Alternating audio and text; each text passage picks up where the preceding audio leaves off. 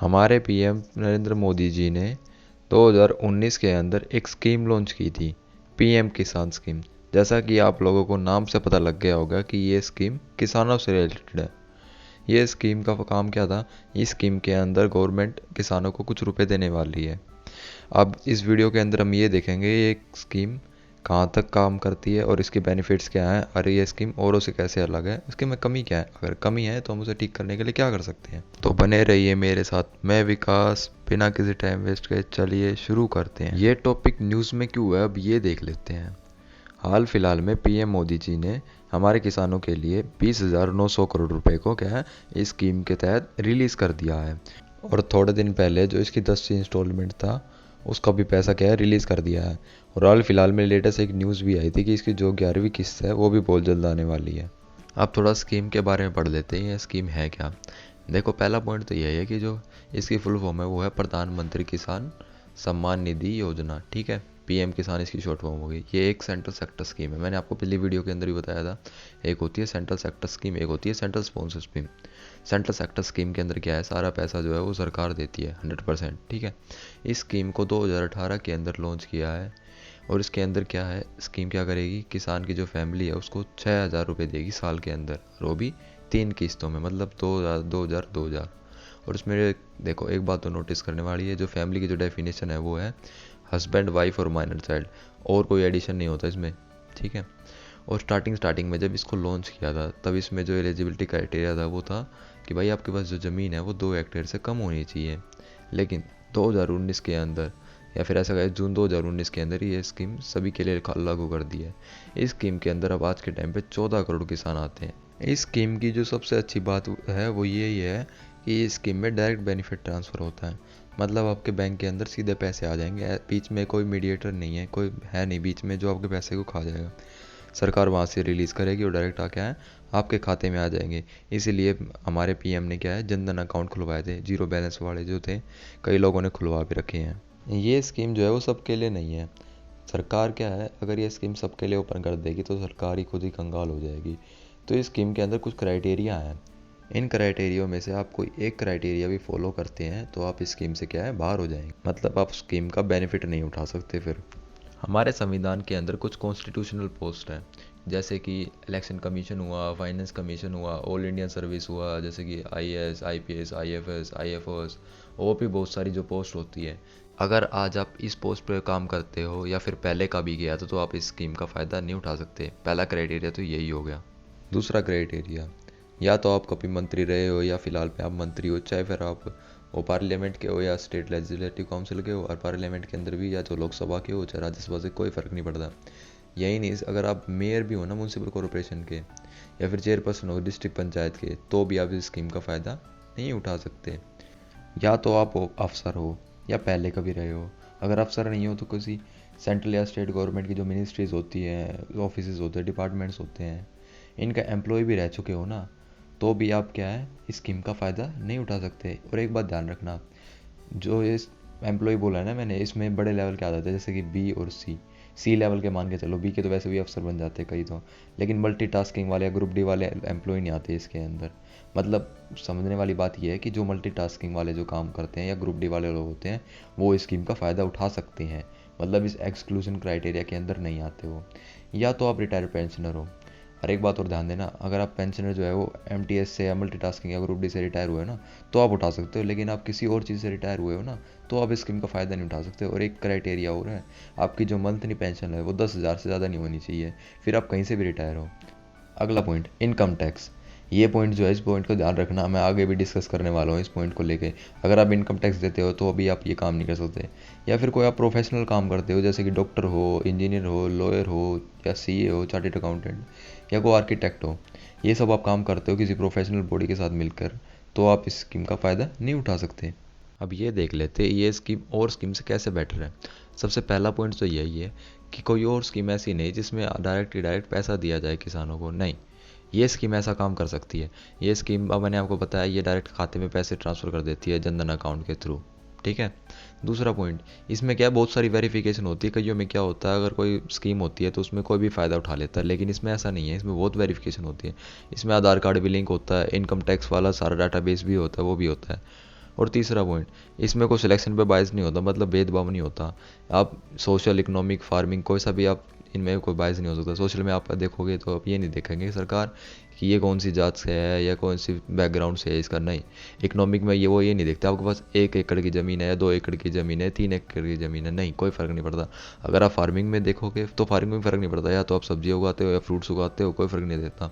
ऐसा नहीं बोलेगी सरकार कि आप चावल उगाते हो तो आपको कम देंगे, या कुछ और उगाते हो तो उसमें ज़्यादा देंगे। और सबसे बड़ी बात, इस स्कीम से WTO के अंदर भी कोई प्रॉब्लम नहीं होगी। WTO, वर्ल्ड ट्रेड ऑर्गेनाइजेशन, इसमें क्या होता है, जितनी भी कंट्रीज़ होती है कई बार वो ट्रेड करती है तो उसमें दिक्कत ना हो जाए, तो इसलिए ये ऑर्गेनाइजेशन बना रखी है।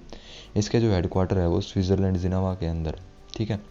अब देखो WTO में कैसी दिक्कत हो जाती है, कई बार क्या है, वेस्टर्न कंट्रीज़ एक साथ आके WTO में केस कर देती है इंडिया के खिलाफ, और बोलती हैं ये इंडिया जो है अपने फार्मर्स को सब्सिडी दे के हमारे फार्मर्स का क्या है, लॉस हो जाता है।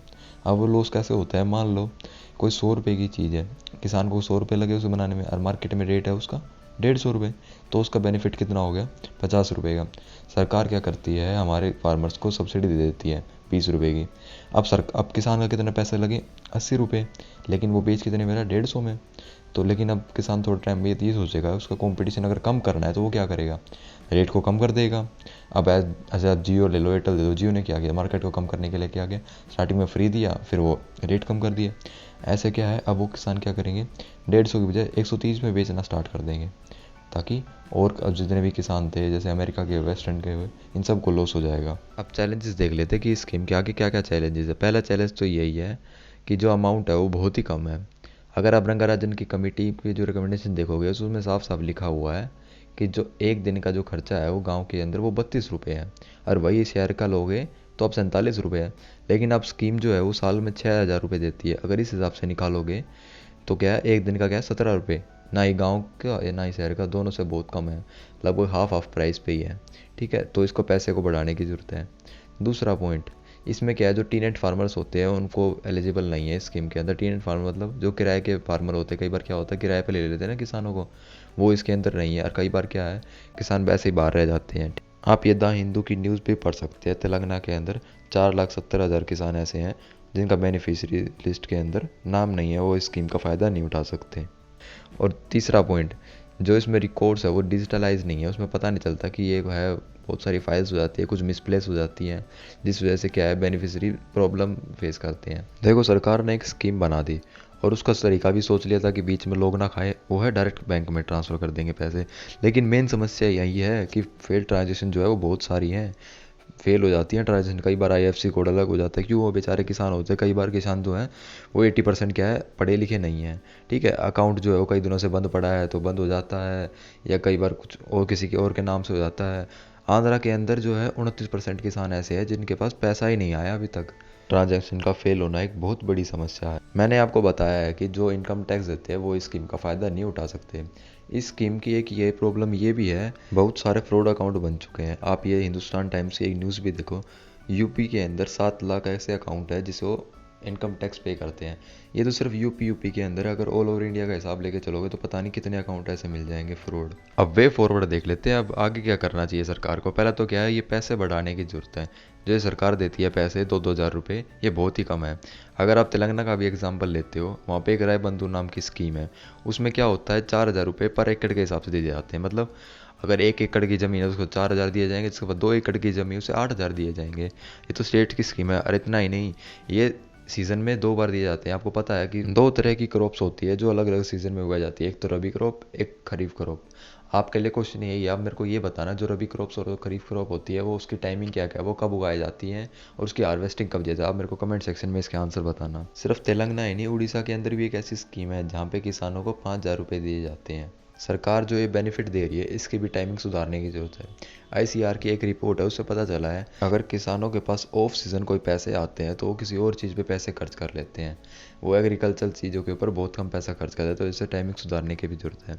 सरकार को क्या है, कोशिश करनी चाहिए, लोगों को समझाना चाहिए कि आपके पास जो अगर फसल से जो पैसे आए हैं उनका पैसों को आप कहीं और जगह पे इन्वेस्ट करो, ताकि आपको प्रोडक्टिव एसेट मिल सके। मतलब ऐसा नहीं है कि आप सिर्फ किसान एग्रीकल्चर के ऊपर ही निर्भर रहो, नहीं, प्रोडक्टिव एसेट के ऊपर भी इन्वेस्ट करनी चाहिए। सरकार को क्या है, आईटी डिपार्टमेंट जो बना हुआ है उसको भी स्ट्रॉन्ग करने की ज़रूरत है, ताकि जितने भी रिकॉर्ड्स हैं उनको डिजिटल कर सकें। ऐसा नहीं है डिजिटल करने के चक्करों में लोगों का नुकसान हो जाए। कई बार किसानों के पास क्या है, आधार कार्ड नहीं होता, गुम हो जाता है, तो ऐसा नहीं है उनको पीछे ही छोड़ दो, नहीं, डिजिटल करो, कंप्यूटराइज करो, लेकिन ऐसा नहीं है लोगों का नुकसान करो, लोगों का भी फ़ायदे में करो। जो जनधन अकाउंट हो रही हैं वो ज़्यादा से ज़्यादा खुलवाओ, और जितनी भी ट्रांजेक्शन हो रही है उनको भी फेल करने से रोको। लास्ट पॉइंट, गवर्नमेंट को क्या है, इंफ्रास्ट्रक्चर और जितना भी R&D होता है इनके ऊपर पैसा खर्च करने की ज़रूरत होती है। R&D मतलब research and development. Research and development के अंदर क्या क्या आता है, जैसे कि रोड बना दो, इरिगेशन डेवलपमेंट हो जाए, मार्केटिंग इंफ्रास्ट्रक्चर हो जाए। मतलब गांव के अंदर कई बार क्या होता है कि किसी किसी गांव में मंडी नहीं होती, इसमें क्या है लोगों को दूर दूर जाना पड़ता है, या बीच में किसी मीडिएटर को लेना पड़ता है, जिस वजह से क्या होता है नुकसान हो जाता है उनका, क्यों वो भी चार्ज लेगा, ब्रोकरेज लेगा कुछ ना कुछ। तो सरकार को ये सब काम करने चाहिए ताकि लोगों का फ़ायदा हो सके, जो किसान भाई हैं उनका नुकसान कम से कम हो। आज के लिए बस इतना ही, मिलते हैं अगली वीडियो में। जय हिंद, जय भारत।